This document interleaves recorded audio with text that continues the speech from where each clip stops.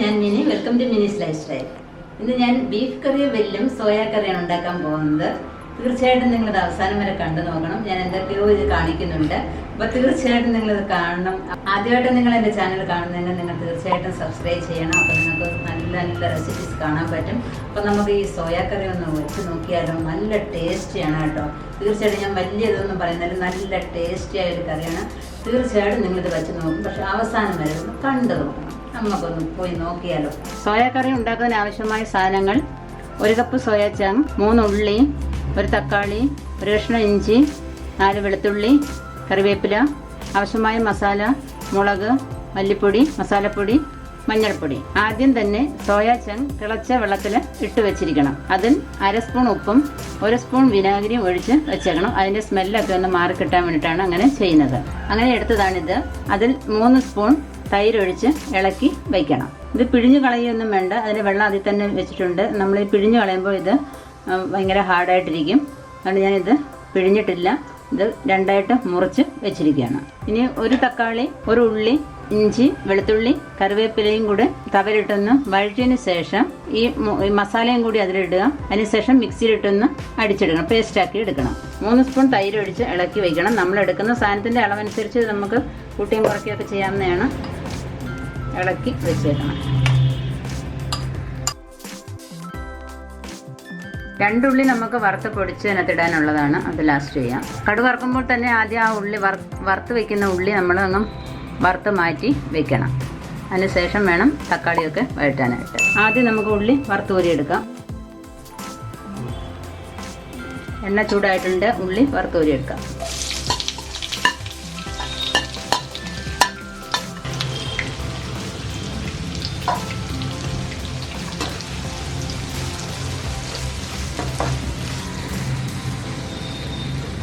അതിൽ സ്വല്പം ഉപ്പ് ഇട്ട് കൊടുത്താൽ പെട്ടെന്ന് ഫ്രൈ ആയി കിട്ടും. ബിരിയാണിക്ക് ഫ്രൈ ആക്കുന്ന മാതിരി ഫ്രൈ ആക്കി എടുക്കണ്ട, ഒരു 1/4 ഫ്രൈ മതി.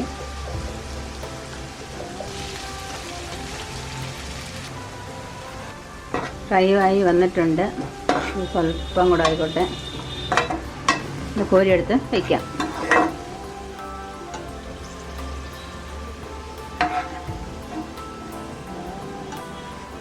ഉള്ളി വറുത്ത എണ്ണയിലോട്ട് ഇഞ്ചി,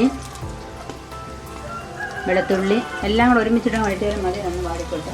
ഇഞ്ചിയും വെളുത്തുള്ളിയും കൂടെ വഴറ്റുക എണ്ണയിൽ. അതിലോട്ട് ഉള്ളിയും തക്കാളിയും കൂടെ വഴറ്റണം. അതിനുശേഷം അത് മിക്സിയിൽ അരച്ചെടുക്കണം. ഉള്ളിയും തക്കാളിയും കൂടി അതിട്ട് വഴറ്റിയിട്ട് മിക്സിയിൽ അരച്ചെടുക്കണം.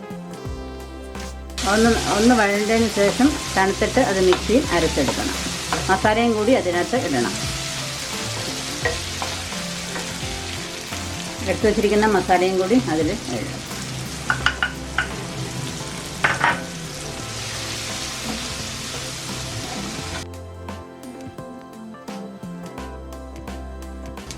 തവ അടപ്പിൽ വെച്ചു, എണ്ണ ഒഴിച്ചു, കടുകിട്ടു, കറിവേപ്പിലയെല്ലാം ഇട്ടു.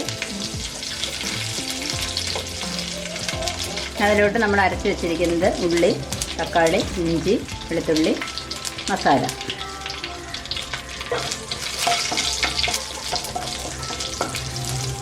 ഇതിലോട്ട് നല്ലതുപോലെ ഒന്നുകൂടെ വഴറ്റണം.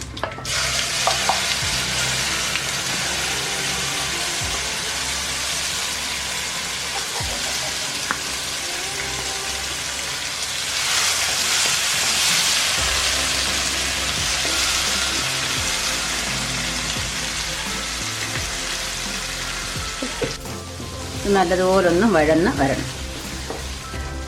ഞാൻ വറുത്ത ഉള്ളിയും കൂടെ പൊടിച്ച് എടുക്കണം. ഇതൊന്ന് വഴന്നതിന് ശേഷം സ്വല്പം വെള്ളം ഒഴിച്ച് നമ്മുടെ സോയ ചങ്ക് അതിനകത്തോട്ട് ഇടണം. അപ്പോൾ തന്നെ വറുത്ത് പൊടിച്ച് വെച്ചിരിക്കുന്ന ഉള്ളിയും കൂടി ഇതിന് മേലോട്ട് ഒഴിച്ച് ഇട്ടിട്ട് സ്വല്പം വെള്ളം കൂടെ ഒഴിച്ച് തിളച്ച് പറ്റി വാങ്ങണം. അപ്പം നിങ്ങൾ ഇതേപോലെ ചെയ്ത് നോക്കണം. ചപ്പാത്തിക്ക് എല്ലാത്തിനും ഈ നോമ്പ് സമയത്തൊക്കെ നല്ലൊരു കറിയാണിത്. തീർച്ചയായിട്ടും നിങ്ങളൊന്ന് ഉണ്ടാക്കി നോക്കണം. സബ്സ്ക്രൈബ് ചെയ്യാത്തവരൊക്കെ ഒന്ന് സബ്സ്ക്രൈബ് ചെയ്യണം. ക്രിസ്മസിനിട്ട വിഭവങ്ങളൊക്കെ നിങ്ങൾ കണ്ടു കാണുമെന്ന് വിചാരിക്കുന്നു.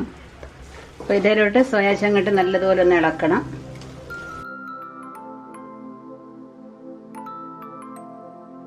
സ്വല്പം ഉപ്പിടുക.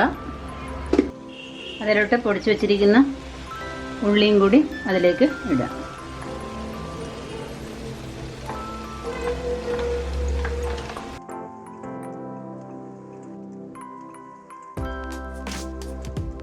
എരിവൊക്കെ അവരവരുടെ ടേസ്റ്റിനനുസരിച്ച് ഇടുക. ഇത്രയും ചെയ്തതിന് ശേഷം ആവശ്യത്തിന് വെള്ളം കൂടെ ഒഴിച്ച്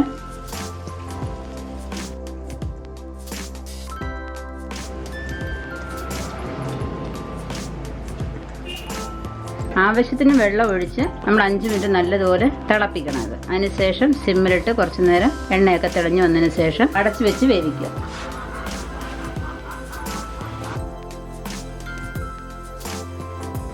ഇപ്പം നമ്മുടെ സൂപ്പർ സോയ കറി റെഡി ആയിട്ടുണ്ട്. അപ്പം പല രീതിയിൽ നമ്മൾ കഴിച്ചിട്ടുണ്ടായിരിക്കും, പക്ഷേ അത്ര ടേസ്റ്റ് ഒന്നും എനിക്ക് തോന്നില്ല സത്യം പറഞ്ഞത്. പക്ഷേ ഈ കറി നിങ്ങളൊന്ന് വെച്ച് നോക്കി നിങ്ങൾ പിന്നെയും വയ്ക്കും. ഈ നോയമ്പ് കാലത്തൊക്കെ ഉണ്ടല്ലോ, നല്ല ബീഫ് കറി എന്ന് പറയുന്നത് അതൊക്കെ ഒന്നുമല്ല തോന്നുന്നു ഈ കറി കൂട്ടിയാൽ. തീർച്ചയായിട്ടും നിങ്ങളൊന്ന് വെച്ച് നോക്കണം. അപ്പം സബ്സ്ക്രൈബ് ചെയ്യാത്തവരൊക്കെ സബ്സ്ക്രൈബ് ചെയ്യണം. ഇത് കൂട്ടുകാർക്കൊക്കെ ഒന്ന് ഷെയർ ചെയ്യണം, ലൈക്ക് ചെയ്യാൻ മറക്കരുത്. അപ്പം നന്ദി, നമസ്കാരം.